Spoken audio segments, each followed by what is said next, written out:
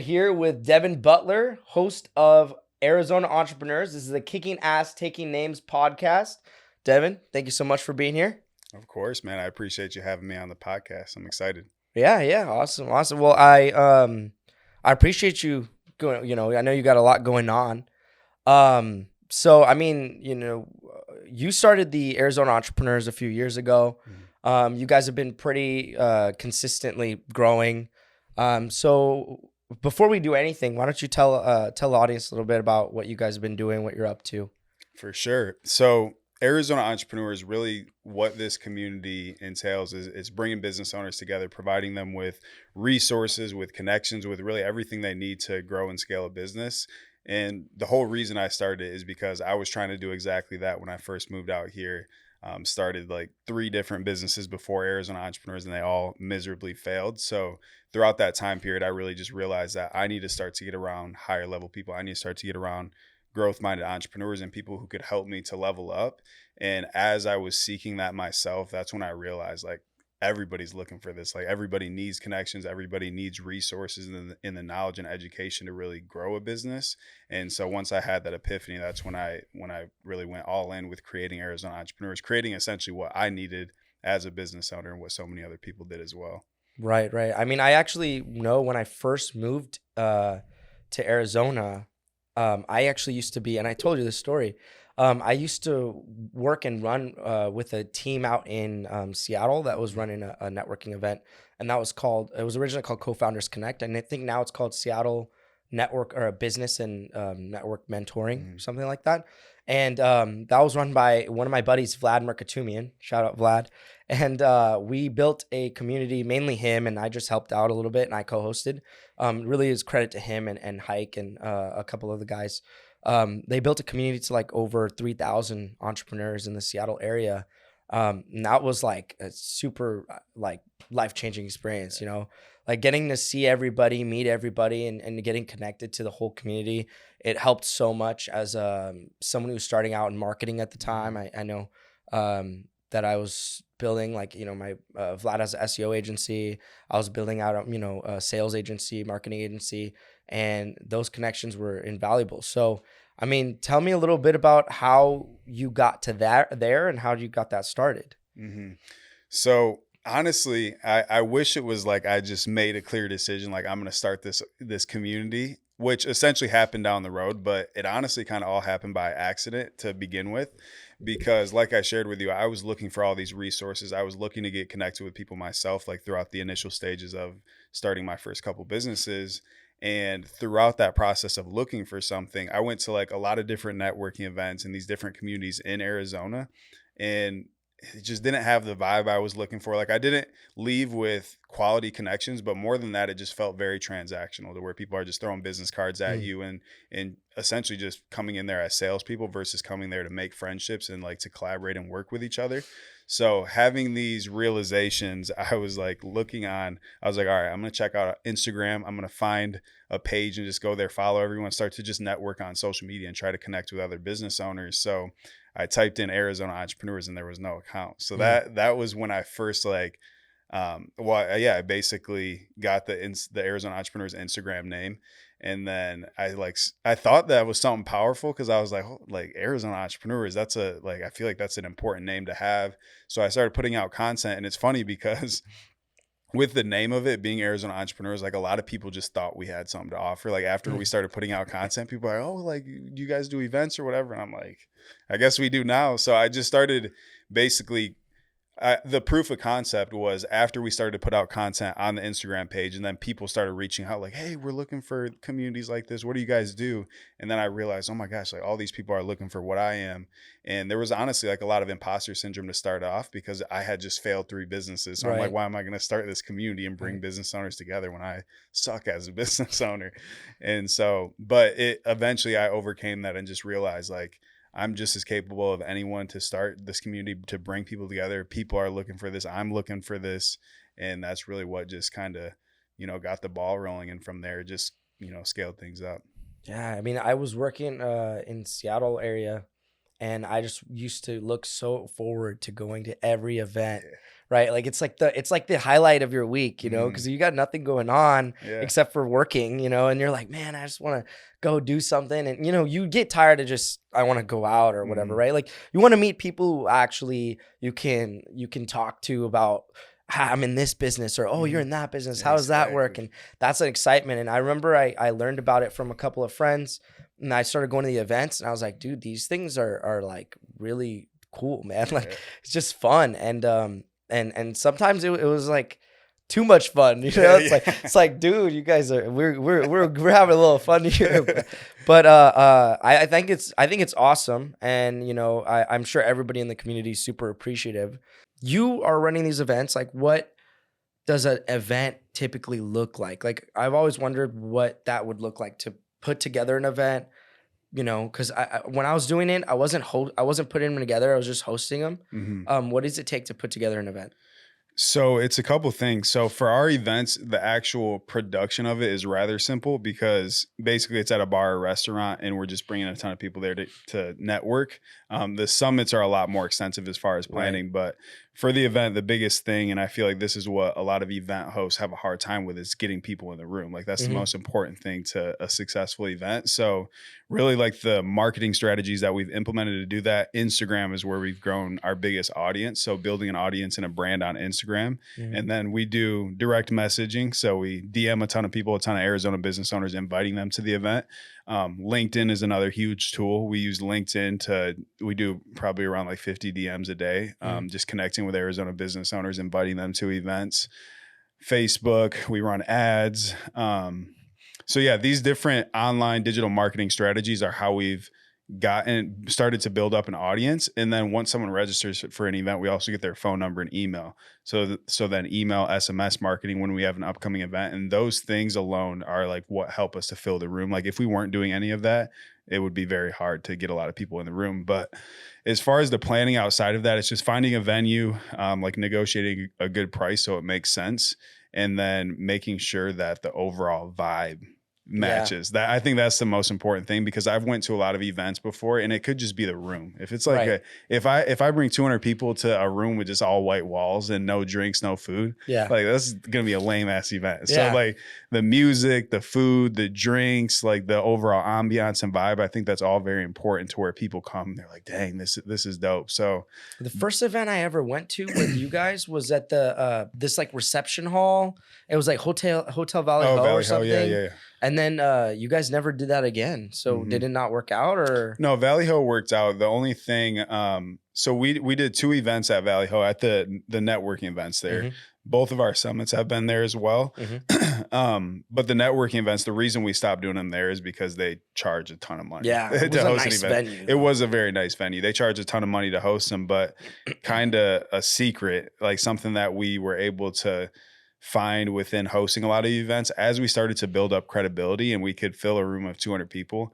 Like venues essentially barely charge us anything now, because like Wasted Grain, Hot Chick, all the different venues that we've hosted these at is like, if you could bring 250 people here on a Thursday night, like you could do that because drink sales raise for them and everything like that. So that's definitely a loophole. As you can start to guarantee that you're going to have a lot of attendance, like venues want a lot of people at their venue. So that was the big difference, is Valley Ho is charges a lot. I love Valley Ho, but it was, you know, obviously. So quick question about the summits. You are getting guests. I know we want to get Hormozy, right? Yeah. I'm saying we because I'm like in the environment. I'm like, hey, I want Hormozy. But who else are you guys looking at? Do you have any ideas? I mean, just like a lot. There's not necessarily specific people there. It's a lot of the high level entrepreneurs that we all know, the Grant Cardones, the Alex Hermozys, Cardone's moving to Scottsdale. Yeah, they got an office out here. I got connected with their team, like with Brandon and Natalie, but just a lot of high level entrepreneurs that have really built up a big influence and that are impacting a ton of people. Like we want them to be on our stage because we know how that's going to affect our audience. And then as far as a growth standpoint, if we have Hormozy on the stage, like a lot of people are going to want to come and see. You know who's out here actually is the real Brad Lee. Yeah. Brad Lee is he? I I think he's out here. I thought he was in Vegas. I know he comes out here a lot. I know that. He's out here a lot. I know he interviewed somebody who used to live in my apartment. Okay. And this girl's named Tori, and she ended up going on his podcast. And then I know that there's also Jeremy Lee Minor. It's a sales coach. Oh, yeah. And my friend Blake actually works for him. Mm. They do pretty much, he does all this videography and stuff like that. Blake's absolute badass. Be Creative Media. Give him a plug there. But yeah, he works for them, and they might be able to connect. Yeah. You know, I actually think we're connected with Jeremy on like the Arizona Entrepreneurs Instagram. So I definitely have to reach out to him. It's funny you say that because I literally just came across like one of his ads probably 2 days ago. Yeah. I came across him before, like when we followed each other on Instagram, but came across one of his ads and like did a little bit of digging. I was like, man, this is a heavy hitter. So I definitely want to. He was like, apparently, and this is what I don't get. Apparently he's doing like $2-3 million a year in solar sales. Really? And Vivint. And I was like, dude, who makes that much? Like as $200,000 selling, right? Like in commissions. I don't know if he was a manager and he managed a team, or if he sold. I feel like he probably was a manager. Yeah. But that, even if he was just selling, he probably closed a lot of deals, because like $200,000 a month, like selling solar. Yeah. That's wild. That is. Yeah, that's wild. I've heard of guys doing like $50,000 months, but like 200 off of solar, like, okay. Yeah. All right, I could get down with it. Like, hey, maybe I have to sell solar. Man, dude, there's so much opportunity, and then I got some friends that are absolutely crushing it too. Like one of my previous mentors, like his son was in college. They do those like summer sprints where like you got off of college, they spend 3 months and they go to whatever town and just door knock all day for the entire summer. But he said his son was freaking like 19 years old in college, making like $250K over a summer. It's like, damn. You know who also does? Anybody who can door knock, that's just it's a respect. Because I was trying that, and I definitely was like, dude, I'm better on the phones. I'm great on the phones. Door knocking, not so much. Man. We had one, okay, this is a funny story. We had one lady where I don't know what this company was, dude. They were sketchy. I was working for some really sketchy company, and they were like, yeah, go door knock in this neighborhood. And I was like, that's kind of sketchy neighborhood, but okay. Like, and the guy's like, no, we're fine. And this guy, you could just see he was visibly stressed from the job. But they would do switch people from like cable, like one cable channel or whatever provider to another. And they were door knocking. And he went to this one lady's house, and the lady's like barely opened her door, and she's like, hello. And he's like, hey, we're here, you know, we're here to fix your cable or do something with your cable. Like, that was their pitch. And they're like, yeah. And they would like, he like stepped in the door. I'm like, yo, don't do that. Yeah, like, and I felt like I was like, dude, I'm like, am I breaking and entering right now? I'm just following the manager. And he's just like, yeah, no, we're fine. Oh, and he shows them. He's like, oh, actually, we could upgrade your TV. He looks at it. So actually, we could upgrade your channels and give you a better deal and whatever. That's literally how they ran their business. It was super sketchy. Long story short, I look on the wall, and I don't want to make any assumptions, but like her husband did not look like the nicest like looking guy. Like, he looked kind of intimidating. All right. And she was all like this and like all nervous. And she's like, oh, it's almost 6 o'clock. My husband's gonna be home soon. I gotta go. I'm like, dude, let's get like out of here. Like, that's scary, bro. And he's just like, no, we're fine. We're fine. I'm like, dude, you're fine. Like, I'm gonna stay here. I'm out. And so I just pushed him. I was like, dude, I'm good on that. But we ended up leaving, and he's just like, why'd you do that? We're getting a sale. I was like, dude, you guys can sell that. I'm out. So, but I mean, I don't think most guys who do that are in that position, right? Yeah. But dude, props to those guys, because if you could door knock, that is, that's hardcore. You'll build some thick skin door knocking for sure. Just a ton of no's and rejection, but like, man, yeah, it's a special skill to be able to door knock, and that just carries over into so many different areas of sales. Like, dude, one of the first companies I started when we moved out here was, I told you about, a clear cut home improvements. Right, baby. Right. So we were, we were basically partnering up with like trusted home improvement companies and generating leads for them. So like it was me and my good friend Tom, and we just started door knocking. Like, we would just pull over to a neighborhood. I don't think we got anything from door knocking, but it was just so, like, looking back on it, just so funny. We got our clipboards. We just threw together this like one sheet. Had a polo. It was just so janky how we were doing it. That's funny.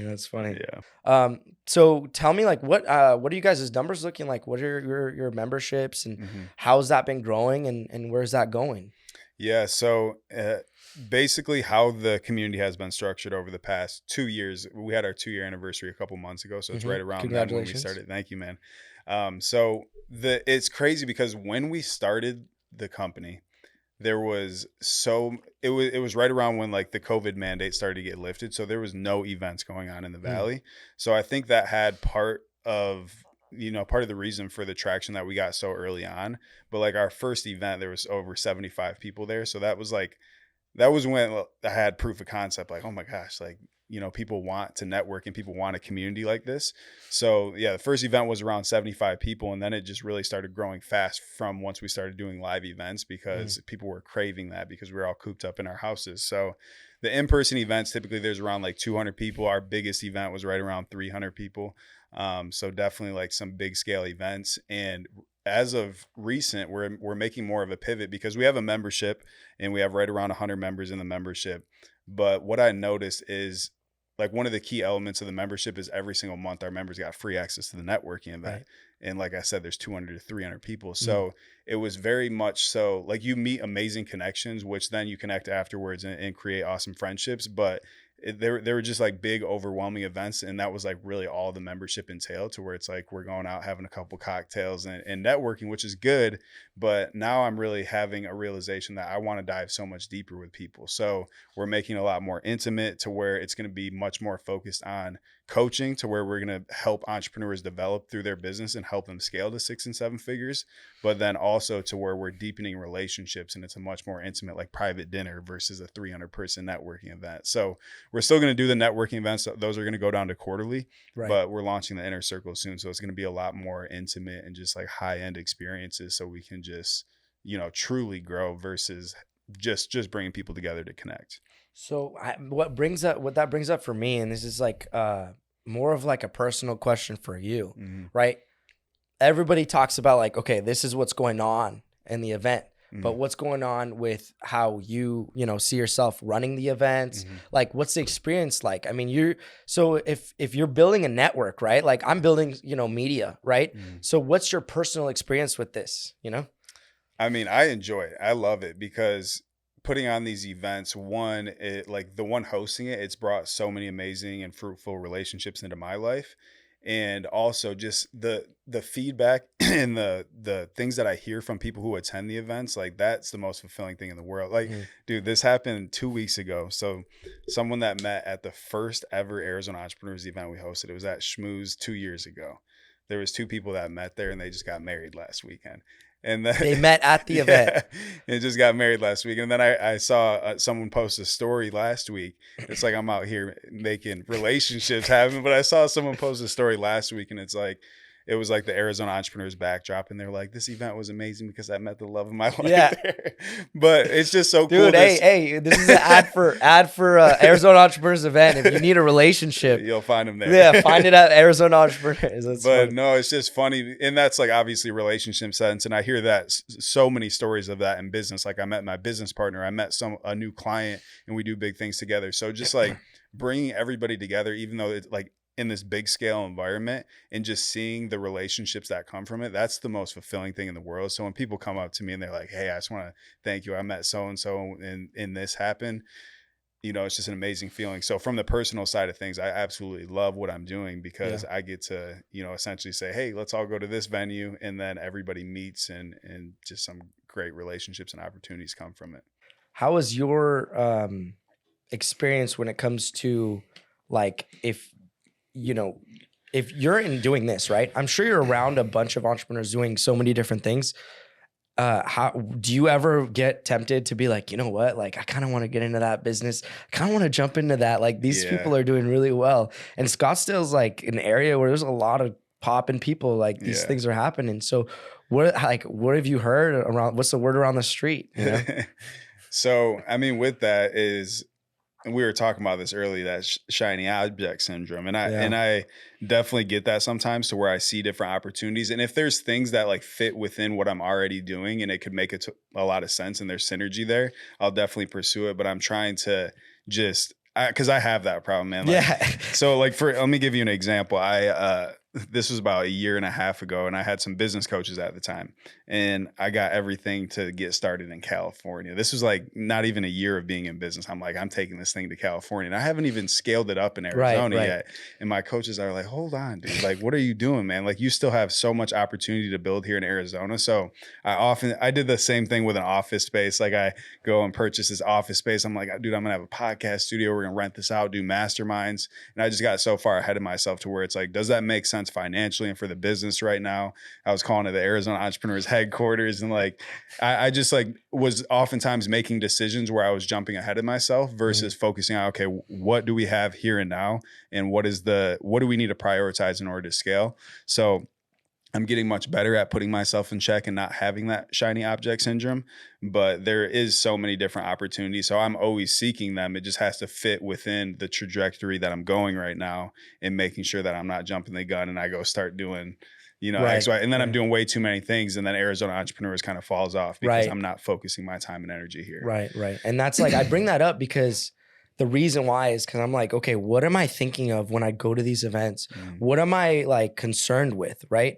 And I know that one of my concerns is like, dude, like I have so much, like I have all these ideas. I want to do everything in there. And it's like all of this energy going in different directions ends up dissipating. You know, you get like this far and you're 3 months in, and, entrepreneurs who hear this, like you're going to hit a wall in 3 months. Like it's always like a 90-day wall. There's like a 90-day wall. There's like a 6-month wall.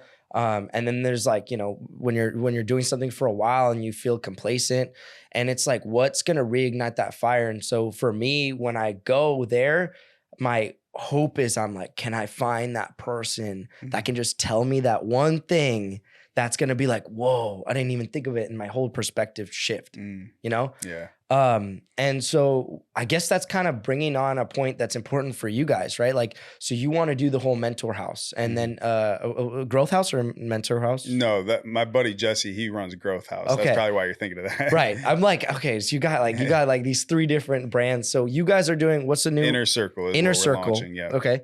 So this just like the name just came out. So yeah, I'm like, okay, Inner Circle. So with the Inner Circle, like what's the whole focus of that? And like, where do you guys see that going? Cause I know you said it's, more mentorship, stuff like that, but like, what's the whole plan for that? Like, why do people need mentorship in that, degree? Right. Yeah. So to give you an idea of like what we're coming from and why we're launching the Inner Circle. So before, what the membership consists of is it was $59 a month, and members got access to the networking event, which we did every single month, which was, like I said, very big scale. And then we did a virtual business training session and a mastermind. So those were like the 2 additional pieces of value you got as a member versus if you just paid to come to the event. And so what I noticed with that is like I shared with you earlier, it wasn't like very intimate to where I'm actually learning tangible things that I can implement into my business to scale. And then also from a relationship standpoint, like I'll come to the event and meet some amazing people. And if I take it upon myself to deepen those relationships afterwards, that definitely happens. But as far as us cultivating an environment to where you come to an event and you like meet someone that you just gel with, and you're like, scaling businesses together, as well as like learning tactical things. So with the Inner Circle, like the reason that we're launching this is because I want to have much more impact on entrepreneurs, and I want to be able to, as far as the coaching side of things, we have a whole like 4 to 5 coaches that are going to come on teaching on marketing and sales, finances and KPIs, systems and automations, like everything you need to scale a business, to where these are the experts and you have them to mentor you and walk you through this journey. And what's cool about that, not to interrupt, is that you're going to have like live feedback on your business, right? Like, I think that's so important, because it's like a lot of people are like, well, I can get it on YouTube, I can get it on whatever, but what if you're doing something that's not so, like the same? And what if it's totally different? Exactly. What if you have, your own unique approach and and you're going to get like individual attention, right? Like sometimes I feel like I'm like a walking billboard, like advertisement, because when people plug in and, they're on the podcast, I'm like, yeah, man, that's like so awesome, this and that. But like, I just get excited about it, And I think it's actually, it really does help. Like, this is why these products exist. Yeah. So and I think just to go off that even more, like coaching just helps you to cut down that time curve. So like, right. if I try to figure this all out myself over the next year, it's going to take me so much longer versus if I go to someone who knows how to generate leads and close deals and learn exactly how he does that process. So it just really helps entrepreneurs to cut down that time. And then in addition to that, providing private experiences to where we go into like high-end dinners, go to Suns games, like doing things to where it's like actually going out in the community, having an amazing time, but like being able to, like if we go to a Suns game, we're going to make a way cooler I'm actually planning on going this weekend to one. Dude, really? Friday? Sunday. Oh, I'm going Friday. Where are you going? Which are you going to? Suns Heat. Suns versus Heat? Yeah. Who you got playing and winning that? I haven't watched any of the Suns games this year. I haven't either, but yeah. I've never been to a basketball game. Really? That's why I was like, dude, I need to go to a basketball game. It's like the only sport I used to watch other than I watched the FIFA World Cup. Oh yeah. So that's like only every 4 years. And then I watch basketball. And then I'll mainly just watch UFC fights. Okay, yeah. It's UFC like, is fun. Shameless plug. We're going to get a guy on here too from the UFC. I'll release it later though. I don't know if I'm going to say it right now. I like it. Yeah. With you personally, so we haven't really gone too much into detail. With you personally, what have been your personal challenges when it comes to building Arizona entrepreneurs? Because I'm sure it wasn't just like, hey, put out an event and everybody's there, right? Mm-hmm. So how's that been? So I kind of touched on this earlier, but the biggest one by far was that imposter syndrome, because like at first I was just building up the audience on Instagram. But then when it was like, I'm going to monetize and launch a membership in a community, I was like, who's going to pay me money to like come to an event or to be a part of this community? That's where I was having a lot of resistance. And I had someone who was kind of a mentor at the time who I looked up to, who was really successful in business. And he said something that stuck with me because I was telling him these things like, I'm too scared to monetize. I don't think I should do it yet. Like push it down 6 months down the road. And he's like, Devin, you're just as capable as anyone at doing this. You are an amazing connector. You're, an amazing friend to so many people. Like you can do this just as anybody else can. So that like stuck with me deep to where it's like, why can't I do this? Because I realized like I thought I had to be this certain person in order to start the community. I have to be an expert. I need to be a successful entrepreneur in order to bring these people together.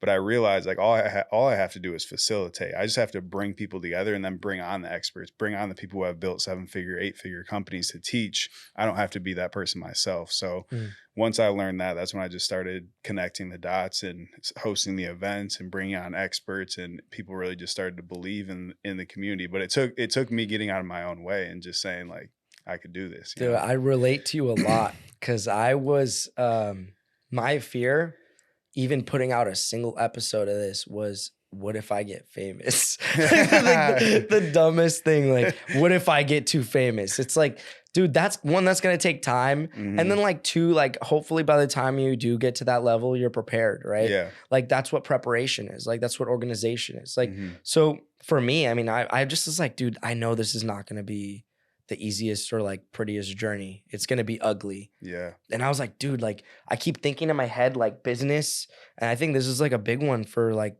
the community, for people who are starting out. So I like to talk to people who are starting out because those are the people who need the most help, right? Everybody else, they're like, I know where to go. I know what to do. I know this, I know that.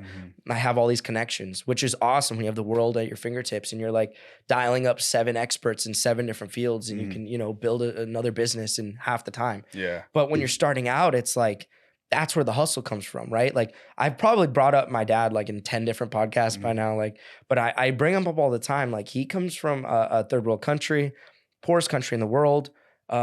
Absolutely just like from there, at a very young age, moved here, no family, and his parents weren't out here, and completely just hustled. And actually what's crazy is like, he's gone from, like from like 0 to, he does pretty good money. You know what I'm saying? Yeah. And that's just because of like his like drive and that's the same thing, like going out and finding people and finding connections. And he didn't have, entrepreneur networks, but he built his own, right? Like you go through whatever work or whatever your career wise is and you meet people. And so, yeah, when I think of something like this, and especially just having like co-founders connect and like, or Seattle business mentoring, networking, and just being involved in the community. Like I always just say like, there's just so much emphasis on like that value. Yeah. Right. Like you've got to go. And then it makes me feel bad that I didn't go to like the last event and like 2 events. I was like, dude, but I had like moving into house and stuff, but I definitely want to go. And I don't know what the membership is. Probably just get that membership and just go to all of them.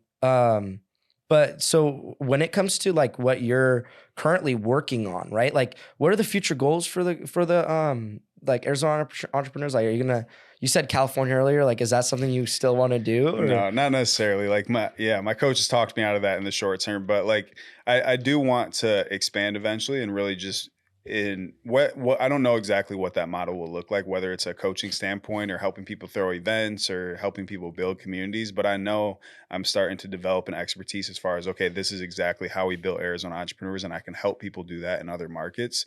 So I definitely want to get into the consulting space to where I can, really help people scale ventures like this elsewhere. But first and foremost, before that, is inner circle and really building such a stable and strong offer here in Arizona where we can completely transform people's lives. Yeah. And continue, and then also like continuing to provide a ton of value to people who are just in that startup process, who are just getting started in business and need those connections, need those resources, be able to be that conglomerate of an organization to where it's like, if you're a business owner and you live in Arizona, you could get plugged in with Arizona entrepreneurs, and without a doubt, you are going to meet someone that changes your life, learn something that changes your business.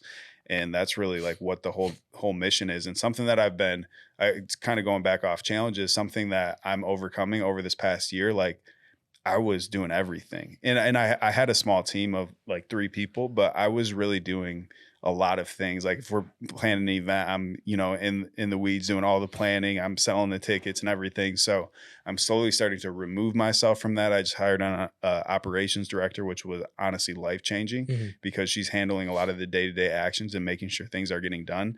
And that's allowing me to just cast this vision of like, okay, this is what I want to create. And then I have a team to help execute on that. So I think that's a big pivot for entrepreneurs, is when you realize like, okay, I don't have to do everything. I need to start to scale my team. And that's going to help us to go so much faster and impact so many more people.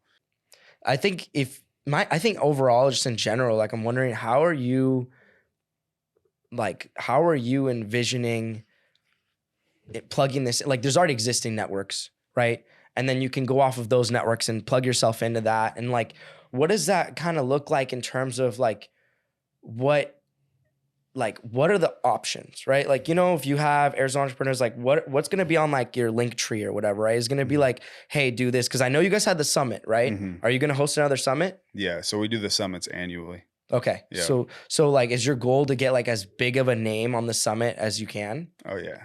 Yeah. Because I'm gonna put it out there right now. We're getting Hormozy, baby. No way. Well, I mean, okay. I mean, not yet, but I'm putting it into existence. Okay. Is what I'm saying. I was like, dude, Alex, I got too excited, dude. I got too excited. Tag Alex Hormozy. Yeah, tag Hormozy, because man, he is just, his wisdom. Like I'll watch any Alex Hormozy video and just mind blown. So dude, that guy. He's different. What does he do? Like, is he just like drink some sort of like ultimate energy, like brain power drink? Like something. This guy can break down anything and make it so simple. Break down anything. Yeah. I was thinking about that. I was like, dude, how does this guy's like, how's his brain? And it's crazy. You see him when he's younger and he's like, yeah, man, I just used to work at a gym and like did this. And I'm like, how do you go from that to like, you build yourself to that level? Yeah. And like, but he talks about it. Like I've been in sales in my whole life, and I always pride myself. I'm like, I know I'm like, I believe in myself. Like I believe I'm really good in sales. Like honestly. And when it comes to like watching his stuff, he is brutal with the sales team, dude. He's like, they wake up at 4 a.m. regardless. They start training at like 4:30. If you're late or if you miss it more than once or something, like you're out. And I was like, dude, that's like military. Like it's like a military training when it comes to that. I'm sure he is ruthless behind the scenes. Like you hear a lot of super high performers like ruthless behind the scenes. But it's like that guy was, I don't even know, dude. He's got something else driving him, He does. Getting people like that would be awesome for you guys. Yeah. It'd be huge.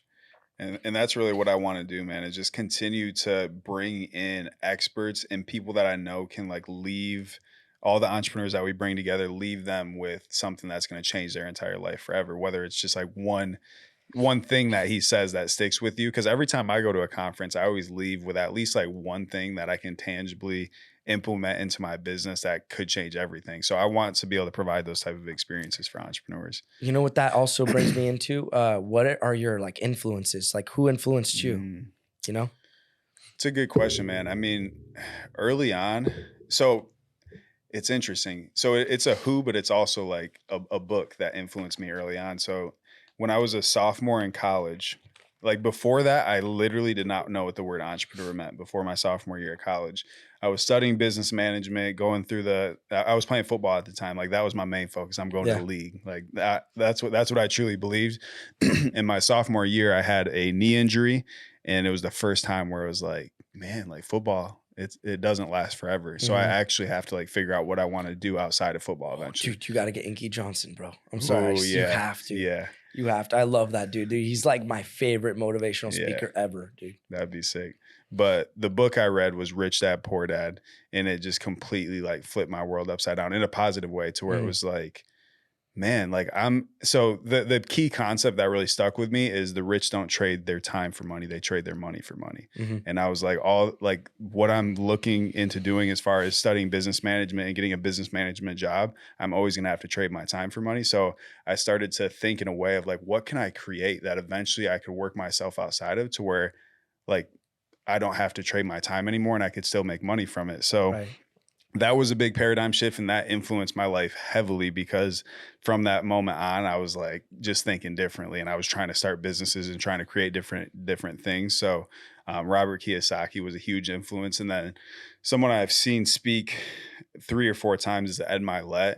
Yeah. And man, he like his heart. He's a beast. He's crazy, man. Like I see like a whole entire audience of thousands of people feeling a specific emotion. Like he knows how to do that to where everybody in the audience is crying or happy or clapping, and just seeing how he can influence people and seeing his heart when he does speak and like the type of person he is, like a godly man. That's someone I aspire to be like, to where it's like I could step on a stage and truly make everybody in the audience feel a certain way and impact their lives. That was actually a question I had. Was like, are you training yourself or building up, and how do you feel when you go up there and speak, you know? Because you're in front of like some of the most influential people that might be in the area, right? Like you never know who's there, right? And like one connection could change your life. Like you're up there in front of everybody, and how do you feel when you get up there? Dude, that's a great question. So how I feel now is a lot different than how I felt, because the first ever event I spoke at, so I hosted a few events without saying anything. Like I didn't speak. People didn't even know who was running it, and I was like, no, I ain't going up there.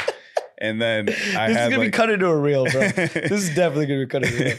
And then I had someone I knew who was a higher level entrepreneur and really crushing it in business. He's like, Devin, I think it's really important that you like get on stage and speak in front of everyone. They need to know like what they're here for. And I was like, man, that's like a good point, but I don't know about it, man. Like they don't want to listen to me. Like, nah. And so they're like this was probably our second or third event. It was like, all right, like it's time for you to speak, man. I was like, no, I ain't doing it. I ain't doing it. I was in the bathroom. I was like, no, I'm not doing it. And a couple of my friends like they basically dragged me up there. They were like, dude, you got to get up there. Right. And I went up there, man, so nervous. Just, hey guys, thanks so much for coming out. Yeah, you don't say much. You just say what you need to. No, dude, I was stuttering, repeating myself. But after I did it that first time, I was like, man, like that. I'm still alive. Like it wasn't that big of a deal. Like I could do it again. So then the second time was honestly worse. I get up there. I had an MC and she hyped me up. Like, when they hype you up, she though, hyped me up so help. much, and I got up there like, dude, this is hilarious. Actually, it was the middle of the day, like probably noon. And I'm like, how's everybody doing tonight? It just started off terrible. I'm just up you there. actually cracked your voice cracked. I was up there nervous, but as I kept doing it.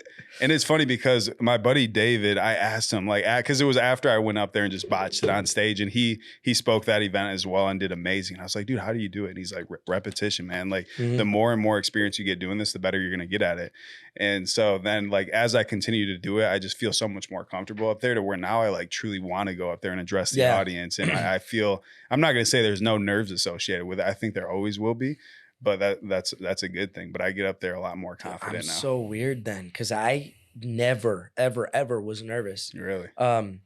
I might have been when I talked about like personal stuff, when I went to this thing called Landmark Education, and like it was like you've seen I've it? heard of it. Yeah, I liked it. A lot of people call it a cult. I don't think so. I think depends on how you take it, right? Like if you take everything everybody says word for word, you can call it a quote, like a quote unquote whatever, like cult. You can call it, Arizona entrepreneurs. You just listen to everything they say. It's a cult. It's like, no, it's not, man. It's a community. Like you got to choose how you interact with your community. I chose to use it for what it helped me for, because obviously they're not just an organization for no reason, right? So I use them for that, and then they love to hear that. They don't want you to stay there. They want you to use it as a crutch, right? It's like, this is a therapy. The whole point of therapy and all this stuff is like you move on from it. Not that you're like, oh man, I need another therapy session. I need another therapy session, you know? And that's how you know you're really moving on from it. You're growing from something. But my point is that when I'm speaking, right? Like I never got nervous other than that one moment. I was like, I'm going to be on stage. Like, that's awesome. Like, and I have like I feel like I have like a big ego, but like what I do is I'm always like very quiet in the beginning. And then as soon as I just get like a little bit competent, I'll just be like braggadocious, you know? It's like, that's not a good trait, but like I have like this, like, you know, I wouldn't call it like a superiority complex, but I really believe in myself, like for sure. And I'll get on stage and I'm like, I love this. I love it. Like getting in front of people, I'm like, yeah, let's go. Yeah. You know, like I love that like energy. I'm just like, what's up, everybody? Yeah. You know, it's just, it's weird. Like the higher I'm, like whatever environment, and you adapt to your environment, right? Like the more people you get in front of you, you think you'll be nervous, but like when you get in front of more people and more people and more people, like don't you feel like you're almost like, dude, I got all these people's attention. Like that's badass, you know? It doesn't really change. Yeah, you could be addressing an audience of 10 or 200 and it doesn't feel that different, honestly. Like once you just get comfortable with addressing people in general and like comfortable in your voice and the things that you're saying, then you're solid. And I think something that's interesting is like preparation before a speech, because like a lot of times so the one where I just botched it, I didn't prepare at all. I was like, dude, I'm just going to talk about my story and everything. Like it'll be good. But when I went up there, I just blanked, because the second you have like that moment of nervousness, especially how I started it out, like how's everyone doing tonight?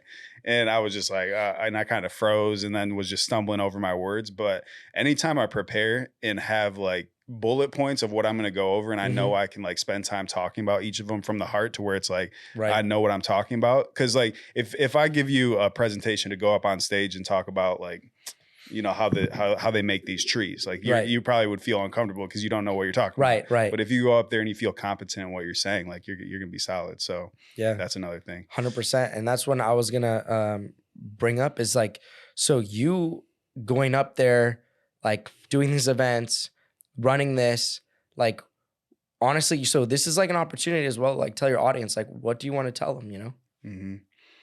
Honestly, a lot of the stuff that I share is really just my story and where I was at, because I feel like so many people, like going through entrepreneurship is difficult because there are so many trials and tribulations and things that you have to go through. And it's very, very easy to get to a point to where it's like, okay, I just give up. I can't do it anymore. Like I'm not making money. This isn't working. So I really just like to share my story. And like, dude, not 2 years ago, probably 2.5 years ago, 3 years ago, I was donating plasma every day, driving Uber, driving Postmates and everything. And then like figuring out a vehicle and something that I'm super passionate about, and that started to work. Like I know everybody can find that for themselves. So it's just, man, I just want to inspire people. I feel like that's where I come from the most, is, you know, just inspiring people that anybody can do this. Anybody can be successful as an entrepreneur. And a lot of the people in the audience are probably way more successful than me, but stories like that still resonate with people. I think it's because it's so vulnerable, dude. Like you're like, to admit you were at that point, and then to like say like, I'm still here and I'm still working. Like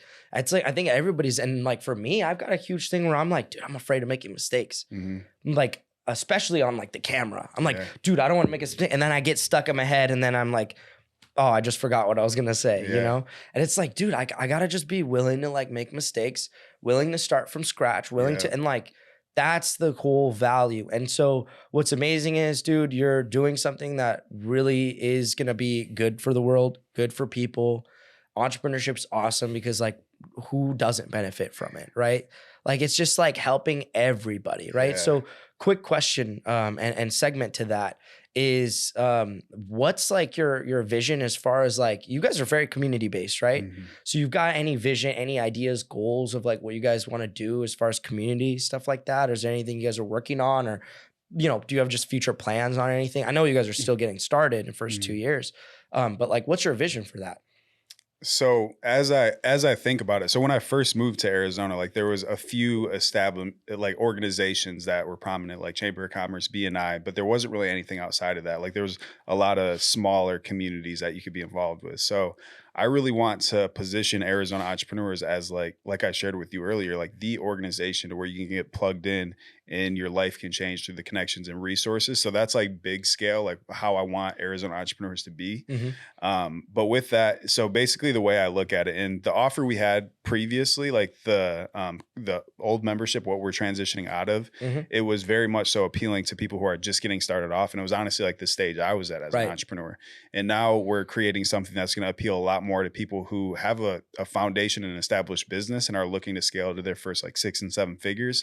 And then I want to eventually create something for like entrepreneurs who have already made millions of dollars and want to be around each other as well. So I really want to build Arizona entrepreneurs horizontally to where if you're just getting started off or your business is already doing $10 million a year, you can get plugged into this community and get value. Right. So like, it's just doing that in segments to where it's like creating this offer that appeals to people who are just starting and, you know, doing that in segments for trying to do it all at once. But that's the end goal. And there's probably a lot of programs, I don't know, but there might even be like government stuff you can tap into. Definitely. Where if you guys partner with something like a nonprofit, like you might be able to get people like, you know, help, like, you know, there's SBA and then SBA loans and stuff like that. And like, there's workshops and stuff, like libraries host them.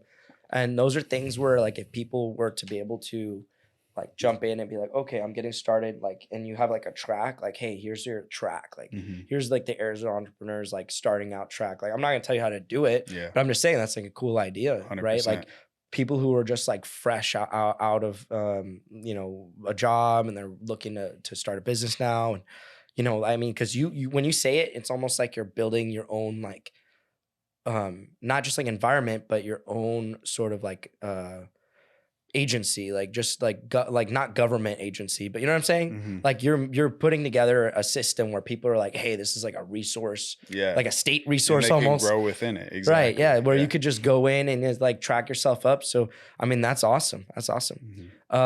So yeah, man, I think I think that's awesome. And I hope we can actually talk about some things we were talking about before and do some business together and help grow the community. Cause like what I want to do for sure is bring together some events and community and stuff. And like I said, we both hosted now. And I mean, I did it in Seattle and you're out here in Arizona. And I think it's awesome, man. Man, it's just so powerful. Like our tagline is one connection away. And it's just crazy because I see time and time again where that applies to my life. It might be like one relationship, so one connection, or it might be like one thing that I learned, but it all happens where it's just like one, like I've had so many different times, like especially when I was just getting started off and I meet one person and they teach me something, or I have that one paradigm shift and it completely changes the trajectory of my life. So being able to provide that environment to where like the power of one can appear for so many people is like, that's so powerful. Like when our first event, that one connection with someone's husband, you know what I mean? Like, so it's just crazy, man. All right, bro. Well, thank you for coming out. And then the quick question is, who do you recommend that I interview next? Man, that's a weighted question because I know like so many amazing people that would be good for the podcast. But one of my close friends that's absolutely crushing it, he actually just had something called Growth House Immersion recently. We actually talked about it earlier a little bit. But his name's Jesse Ray. And man, he's just on a path for doing something very similar as far as bringing together growth-minded people, entrepreneurs. He basically does the growth house is like a living environment to where you live there and you're around a bunch of entrepreneurs and stuff like that. So yeah, he's absolutely crushing it and impacting a lot of lives. And I know his business is just going to blow up. So I think you got to get Jesse Ray on here, man. Okay. Shout out Jesse Ray. Wisdom. And everybody, thank you so much for watching. It's Kicking Ass, Taking Names. And we hope to see you next episode.